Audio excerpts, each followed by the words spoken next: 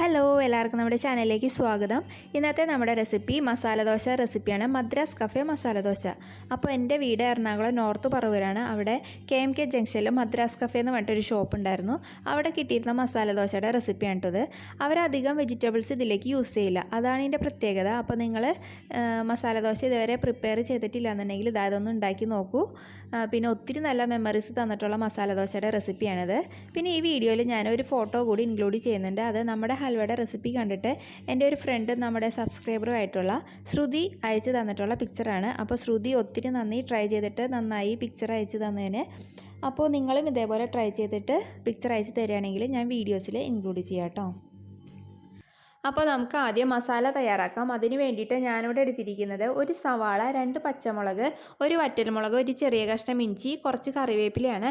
നിങ്ങൾക്ക് ഇതിൽ വേണമെങ്കിൽ മല്ലിയില ചേർക്കാം. എൻ്റെ കയ്യിൽ അതില്ലാത്തതുകൊണ്ടാണ് ചേർക്കാത്തത് കേട്ടോ. അപ്പോൾ നിങ്ങൾക്ക് എത്ര മസാല ദോശകൾ തയ്യാറാക്കണം അതിനനുസരിച്ചിട്ട് ഇതിൻ്റെ അളവ് കൂട്ടി കൊടുക്കാം കേട്ടോ.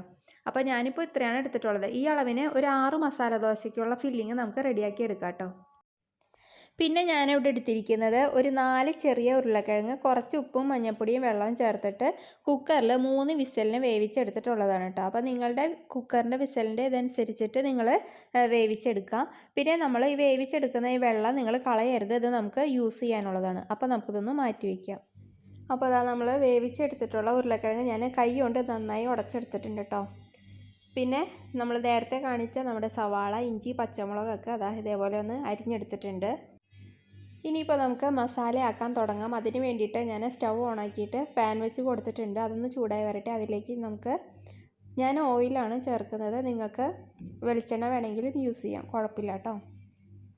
ഇനി അതൊന്ന് ചൂടായി വരുമ്പോഴത്തേക്കും നമുക്കതിലേക്ക് കുറച്ച് കടുക് ഇട്ട് കൊടുക്കാം. പിന്നെ ഞാൻ ചേർക്കുന്നത് 1 ടേബിൾ സ്പൂണോളം ഉഴുന്ന് പരിപ്പാണ്. ഇത് ചേർക്കുമ്പോൾ നല്ലൊരു ടേസ്റ്റ് കിട്ടും നമ്മുടെ ഫില്ലിങ്ങിന് കേട്ടോ. അപ്പോൾ നമുക്കതൊന്ന് ചേർത്ത് കൊടുക്കാം. ഇനി ഇത് രണ്ടും ഒന്ന് നന്നായി ചുവന്ന് വരുമ്പോഴത്തേക്കും നമുക്കതിലേക്ക് നമ്മൾ മാറ്റി വെച്ചിരിക്കുന്ന സവാള, ഇഞ്ചി, പച്ചമുളകൊക്കെ ഉണ്ടല്ലോ, അതിനകത്തേക്ക് ചേർത്ത് കൊടുക്കാം. അത് ചേർത്ത് കൊടുത്തതിന് ശേഷം ഒന്ന് ഇളക്കിയിട്ട് കൊടുക്കാം. അപ്പോൾ ഇനി ഞാൻ ഇതിലേക്ക് ചേർക്കുന്നത് കുറച്ച് ഉപ്പാണ് കേട്ടോ. കാരണം നമ്മൾ ഉരുളക്കിഴങ്ങ് ഓൾറെഡി ഉപ്പ് ചേർത്തിട്ടാണല്ലോ വേവിച്ചത്, അപ്പോൾ അത് നോക്കിയിട്ട് ചേർക്കുക. പിന്നെ ഇതിലേക്ക് ഒരു 1/2 ടീസ്പൂണോളം മഞ്ഞൾപ്പൊടി ചേർക്കുന്നുണ്ട്. എങ്കിലാണ് ഞാൻ പറയുന്ന രീതിയിലുള്ള നല്ല യെല്ലോയിഷ് കളറിലുള്ള ഫില്ലിങ്ങുള്ള മസാല ദോശ നമുക്ക് കിട്ടുള്ളൂ കേട്ടോ. അപ്പോൾ അത് ചേർത്ത് കൊടുത്തിട്ട് നമുക്കിത് നന്നായിട്ട് ഇളക്കിയെടുക്കാം. അപ്പോൾ ഈ സവാള വല്ലാതെ അങ്ങോട്ട് വഴറ്റിയെടുക്കണ്ട. നമ്മൾ കഴിക്കുന്ന സമയത്ത് നമുക്കിതൊന്ന് കടിക്കാൻ കിട്ടണം. അപ്പോൾ ആ രീതിയിൽ നമുക്കിതൊന്ന് വഴറ്റിയെടുത്താൽ മതി കേട്ടോ. അപ്പോൾ അത് അവിടെ ഏകദേശം റെഡി ആയിട്ടുണ്ട്. ഇനിയിപ്പോൾ ഞാനിതിലേക്ക് നമ്മൾ പുഴുങ്ങി ഉടച്ച് വെച്ചിരിക്കുന്ന നമ്മുടെ ഉരുളക്കിഴങ്ങ് ചേർത്ത് കൊടുക്കുകയാണ്. അത് ചേർത്ത് കൊടുത്തതിന് ശേഷം നമുക്ക് നന്നായിട്ടൊന്ന് യോജിപ്പിച്ചെടുക്കാം. അപ്പോൾ അതാ ഇവിടെ നന്നായി യോജിച്ച് കിട്ടിയിട്ടുണ്ട്. ഇനിയിപ്പോൾ ഞാൻ ഇതിലേക്ക് ചേർക്കുന്നത് നമ്മൾ നേരത്തെ ഞാൻ മാറ്റി വയ്ക്കാൻ പറഞ്ഞില്ലേ ഉരുളക്കിഴങ്ങ് വേവിച്ച വെള്ളം, അത് ഈ ഒരു തവിക്ക് ഞാനൊരു 3 തവി ചേർത്ത് കൊടുക്കുന്നുണ്ട് കേട്ടോ. അതെന്തിനാണെന്ന് വെച്ചിട്ടുണ്ടെങ്കിൽ നമ്മുടെ ഈ ഫില്ലിങ് നല്ല സോഫ്റ്റായി കിട്ടാൻ വേണ്ടിയിട്ടാണ്. ഞാൻ മിക്കപ്പോഴും മസാല ദോശ കഴിക്കുമ്പോൾ, ഹോട്ടലിൽ നിന്ന് കഴിക്കുമ്പോൾ ശ്രദ്ധിച്ചിട്ടുണ്ട്, ഫില്ലിങ് ഭയങ്കരമായിട്ട് അങ്ങോട്ട് ഡ്രൈ ആയിട്ടിരിക്കും. അപ്പോൾ അത് കഴിക്കുമ്പോൾ നമുക്ക് അത്രയ്ക്ക് അങ്ങോട്ട് സുഖം കിട്ടില്ല, അതായത് ഒരു ടേസ്റ്റ് തോന്നില്ല. അപ്പോൾ നല്ല സോഫ്റ്റായിട്ട് ഇരിക്കുകയാണെങ്കിൽ നമുക്ക് നല്ല സുഖമായിട്ട് കഴിക്കാൻ പറ്റും. അപ്പോൾ അതിന് വേണ്ടിയിട്ടാണ് ഞാൻ ആ ഉരുളക്കിഴങ്ങ് വേവിച്ച വെള്ളം മാറ്റി വയ്ക്കാൻ പറഞ്ഞത് കേട്ടോ. അപ്പോൾ അതിപ്പോൾ 3 തവി ചേർത്ത് കൊടുത്തിട്ടുണ്ട്. എന്നതിന് ശേഷം നമുക്ക് ഫ്ലെയിം ഓഫ് ചെയ്ത് കൊടുക്കാം.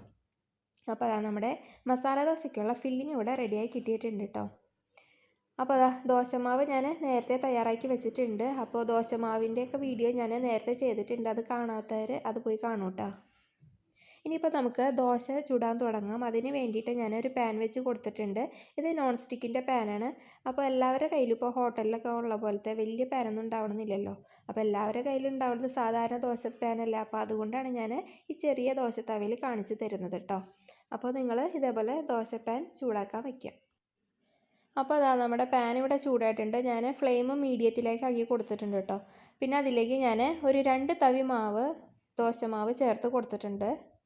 ഇനി നമുക്കിതൊന്ന് നന്നായിട്ട് പരത്തിയെടുക്കാം. നമ്മുടെ ദോശപ്പാനിൻ്റെ ആ വലിപ്പത്തിനനുസരിച്ചിട്ട് ഫുള്ളായിട്ട് ഇതേപോലെ ഒന്ന് പരത്തിയെടുക്കാം. അപ്പോൾ ഒന്നാമത്തെ നമ്മുടെ ദോശ ഇവിടെ ഞാൻ പരത്തി കൊടുത്തിട്ടുണ്ട്. ഇനിയിപ്പോൾ നമുക്ക് ഇതിലേക്ക് 1 ടീസ്പൂണോളം നെയ്യ് ചേർത്ത് കൊടുക്കാം കേട്ടോ. നെയ്യ് തന്നെ ചേർക്കുക, എങ്കിലാണ് നല്ല ടേസ്റ്റ്. പിന്നെ നിങ്ങൾക്ക് വേണമെന്നുണ്ടെങ്കിൽ എള്ളെണ്ണയൊക്കെ ചേർക്കാം.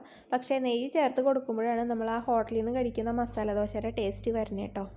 ഇനിയിപ്പോൾ ഞാനിതൊരു 1 മിനിറ്റ് അടച്ച് വെച്ച് വേവിക്കുന്നുണ്ട്. നിങ്ങൾക്കിത് വേണമെങ്കിൽ ചെയ്താൽ മതി, അല്ലെങ്കിൽ തുറന്ന് വെച്ചിട്ട് തന്നെ വേവിച്ചെടുക്കാം കേട്ടോ. അപ്പോൾ അതാ 1 മിനിറ്റ് കഴിഞ്ഞിട്ടുണ്ട്. ഇനിയിപ്പോൾ നമുക്കതൊന്ന് ചെക്ക് ചെയ്ത് നോക്കാം. അപ്പോൾ അതാ നമ്മുടെ ദോശയൊക്കെ പാനിൽ നിന്ന് വിട്ട് വരാൻ തുടങ്ങിയിട്ടുണ്ട്. അതേപോലെ ആ ഗോൾഡൻ കളറ് ചെറുതായിട്ട് വരാനും തുടങ്ങിയിട്ടുണ്ട്. ഇനിയിപ്പോൾ ഞാൻ അതിലേക്ക് നമ്മൾ എടുത്ത് വെച്ചിരിക്കുന്ന ഉരുളക്കിഴങ്ങിൻ്റെ മസാല ഉണ്ടല്ലോ, അതിനകത്തേക്ക് ഒരു തവി ചേർത്ത് കൊടുക്കുകയാണ് കേട്ടോ. അപ്പോൾ നമ്മൾ ഈ മസാല ഫില്ല് ചെയ്യുമ്പോൾ അധികം അങ്ങോട്ട് മസാല വെച്ച് ഫില്ല് ചെയ്യേണ്ട ആവശ്യമില്ല.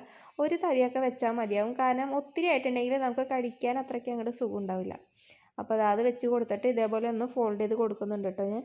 എന്നിട്ട് നമുക്ക് ആ തവി വെച്ചിട്ട് ഇതേപോലെ ഒന്ന് പ്രസ് ചെയ്ത് കൊടുക്കാം. അതിന് ശേഷം നമുക്കിത് 1 മിനിറ്റ് ഇതേപോലെ ഒന്ന് വെച്ച് കൊടുക്കാം.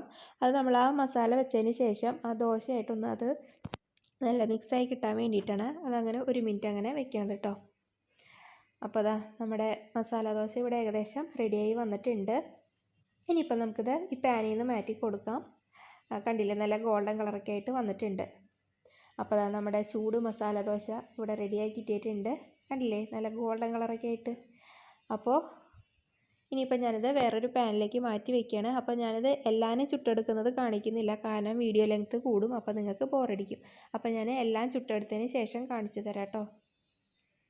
അപ്പോൾ ഇതാ നമ്മുടെ ചൂട് മസാല ദോശകൾ ഇവിടെ റെഡി ആയിട്ടുണ്ട്. എനിക്കൊരു 6 മസാല ദോശയാണ് ഇവിടെ കിട്ടിയിട്ടുള്ളത് കേട്ടോ.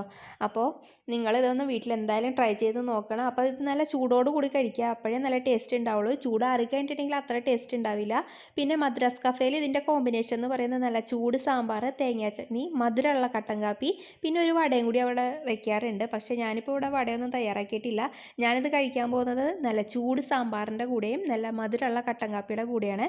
അപ്പോൾ നിങ്ങളിത് എന്തായാലും വീട്ടിലൊന്ന് ട്രൈ ചെയ്യുക. കുട്ടികൾക്ക് ഉണ്ടാക്കി കൊടുക്കുക, അവരത് ആസ്വദിച്ച് കഴിക്കും. അമ്മമാരെ ഉണ്ടാക്കി കൊടുക്കുന്നതല്ലേ. അപ്പോൾ നമുക്ക് അടുത്ത നല്ലൊരു വീഡിയോ ആയിട്ട് അടുത്ത ദിവസം കാണാം. അതുവരേക്കും താങ്ക് യു.